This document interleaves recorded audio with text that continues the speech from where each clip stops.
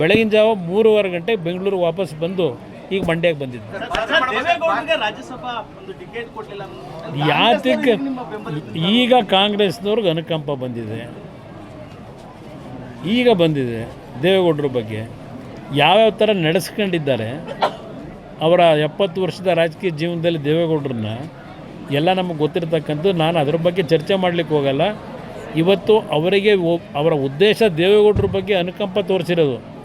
ಇವತ್ತು ಯಾವೊಂದು BJP JDSನ ಮೈತ್ರಿ ಇದೆ, ಈ ಮೈತ್ರಿ ಅವರಿಗೆ ಎಲ್ಲ ಒಂದು ಕಡೆ ಅಳಕಿದೆ. ಮುಂದಿನ ಚುನಾವಣೆ ಏನಾಗುತ್ತೆ ಅಂತಕ್ಕಂಥದ್ದು ಗೊತ್ತಿದೆ ಅವರಿಗೆ. ಆ ಹಿನ್ನೆಲೆಯಲ್ಲಿ ಈ ಮೈತ್ರಿಯಲ್ಲಿ ಬಿರುಕು ತರಬೇಕು ಅನ್ನೋದು ಒಂದು ದೃಷ್ಟಿ ಇಟ್ಕೊಂಡಿದ್ದಾರೆ. ಈಗ ಅರ್ಜಿ ನಾವು ಹಾಕಿದ್ದೀವ, ದೇವೇಗೌಡರನ್ನು ಕೊಡಿ ಅಂತ ಕೇಳಿದ್ದಾರಾ? ಅದು ಯಾವುದೋ ನಮಗೆ ಸಂಬಂಧ ಇಲ್ಲದೆ ಇರೋದು. ಅವ್ರ ಪಕ್ಷದ 60 ಜನ ಶಾಸಕರಿದ್ದಾರೆ. ನಾವು ಕೊಡಿ ಅಂತ ಕೇಳಿದರೆ ಸಾರ್ವಜನಿಕವಾಗಿ ಯಾವ ರೀತಿ ದೇವೇಗೌಡರ ಬಗ್ಗೆ ಪ್ರತಿಕ್ರಿಯೆ ಬರ್ಬೋದು. ಇವತ್ತು ಕೆಲವರು ಚರ್ಚೆ ಮಾಡ್ಬೋದು, ಅಯ್ಯೋ ದೇವೇಗೌಡರು ಇದ್ದಿದ್ದರೆ ಅಲ್ಲಿ ಧ್ವನಿ ಎತ್ತವರು ಅಂತೇಳಿ, ಅದು ಬೇರೆ ವಿಷಯ. ಅವರು ಅಧಿಕಾರದಲ್ಲಿ ಇರಲಿ ಇಲ್ಲದೆ ಹೋಗಲಿ ಧ್ವನಿ ಎತ್ತಿರ್ತಕ್ಕಂಥದ್ದು ಹಲವಾರು ಉದಾಹರಣೆ ಕೊಡಬಲ್ಲೆ.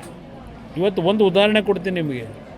1989 2 ಕಡೆ ದೇವೇಗೌಡರು ಸೋತರು. ಅವ್ರ ಪಕ್ಷಕ್ಕೆ ಬಂದಿದ್ದು ಕೇವಲ 2 ಸೀಟು. ಆ ಸಂದರ್ಭದಲ್ಲಿ ಅವತ್ತಿನ ಕಾಂಗ್ರೆಸ್ ಸರ್ಕಾರ ಇಲ್ಲಿ ತೆಗೆದುಕೊಂಡಂಥ ನಿರ್ಧಾರ, ನಮ್ಮ ಕಾವೇರಿ ಜಲನಯದ ನೀರನ್ನು ನಾವು ಉಪಯೋಗ ಮಾಡ್ತಕ್ಕಂಥದ್ರಲ್ಲಿ ತಮಿಳುನಾಡಿಗೂ ನಮಗೂ ಏನು ಘರ್ಷಣೆ ಇತ್ತು.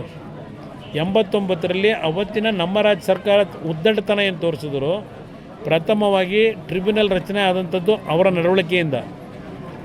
ಆಗ ಹಲವಾರು ರೀತಿಯಲ್ಲಿ ತಮಿಳುನಾಡಿನಲ್ಲಿ ಏನು ಒಂದು ಅವ್ರಿಗೆ ಬೇಕಾದಂಥ ರೀತಿಯಲ್ಲಿ ಒಂದು ನೀರನ್ನ ಬಳಕೆ ಮಾಡ್ಕೊಳ್ಳಿಕ್ಕೆ ಹೊರಟರು.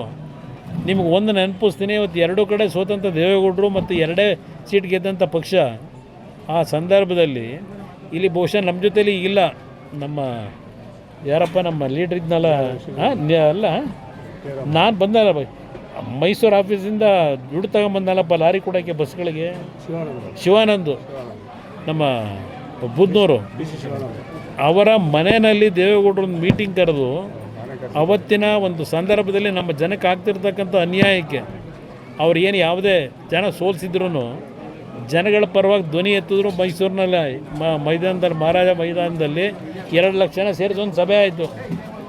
ಅದು ದೇವೇಗೌಡರ ಬಂದಂಥ ಬದುಕು. ಅವರು ಅಧಿಕಾರಕ್ಕೋಸ್ಕರವಾಗಿ ಇನ್ನೊಬ್ಬರು ಮನೆ ಮುಂದೆ ಹೋದವರಲ್ಲ. ಪ್ರಧಾನಮಂತ್ರಿ ಅಂತ ಸ್ಥಾನನೇ 5 ವರ್ಷ ಉಳಿಸ್ಕೊಳ್ಳೋಕೆ ಅವಕಾಶ ಇದ್ದಿದ್ದನ್ನು ಸ್ವಾಭಿಮಾನಕ್ಕೆ ಧಕ್ಕೆ ಆದರೆ 1 ನಿಮಿಷ ಇಲ್ಲಿರಲ್ಲ ಅಂತ ಬಂದಂಥವ್ರು. ಈಗ ರಾಜ್ಯಸಭಾ ಸೀಟಿಂದ ಅವ್ರ ಶಕ್ತಿ ಅವರು ಹೋರಾಟ ಮಾಡಬೇಕಾ? ಅವ್ರಿಗೆ ಬೇಕಾಗಿರೋದು ಭಗವಂತ ಕೂಡ ಆರೋಗ್ಯ. ಯಾರು ಕೊಟ್ಟಿದ್ರು? ಎಲ್ಲಿ ಕೊಟ್ಟಿದ್ರು? 1 ನಿಮಿಷ.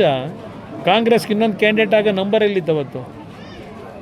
ಅವತ್ತಿನ ದಿನ ನಮ್ಮ ಸರ್ಕಾರ ಹೋಗಿತ್ತು, ದೇವೇಗೌಡರನ್ನು ಸೋಲಿಸಿದ್ರು 19ರಲ್ಲಿ ತುಮಕೂರಿನಲ್ಲಿ ನಿಲ್ಲಿಸಿ. ಆ ಸಂದರ್ಭದಲ್ಲಿ 4 ರಾಜ್ಯಸಭಾ ಸ್ಥಾನಕ್ಕೇನು ಚುನಾವಣೆ ಆಯಿತು. ಅವತ್ತು BJPನಲ್ಲೂ ಇನ್ನೊಂದು ಅಭ್ಯರ್ಥಿಗೆ ನಂಬರ್ ಇರಲಿಲ್ಲ, ಕಾಂಗ್ರೆಸ್ನಲ್ಲೂ ನಂಬರ್ ಇರಲಿಲ್ಲ. ಅಲ್ಲಿ ಇನ್ನೊಬ್ಬ ಅಭ್ಯರ್ಥಿ ನಿಲ್ಲ ಪ್ರಶ್ನೆನೇ ಇರಲಿಲ್ಲ. ಇದೇ ಯಡಿಯೂರಪ್ಪನವರು ಅವ್ರ ಮುಖ್ಯಮಂತ್ರಿ ಏನಾಗಿದ್ದರು, ನಾನು ಅಧಿಕಾರ ಹೇಳಿದು, ಅವರೇ ಫೋನ್ ಮಾಡಿ ನನಗೆ ಹೇಳಿದ್ರು, ನೋಡಿ ನಾವು ಅಭ್ಯರ್ಥಿ ಆಗ್ತಾಯಿಲ್ಲ BJPಯಿಂದ, ದೊಡ್ಡವ್ರಿಗೆ ಈ ಥರ ಏನಾಗಿದೆ ತುಮಕೂರಿನಲ್ಲಿ, ಅವ್ರು ರಾಜ್ಯಸಭಾದಲ್ಲಿ ಇದ್ದರೂ ಒಳ್ಳೆಯದು ಅಂತ ಹೇಳಿ ನಾವು ಅಭ್ಯರ್ಥಿ ಆಗ್ತಿಲ್ಲ, ನೀವು ಚುನಾವಣೆ ನಿಲ್ಲಿಸ್ಕೊಳ್ಳಿ ಅಂತಕ್ಕಂಥದ್ದನ್ನು ಅವರೂ ಹೇಳಿದ್ರು.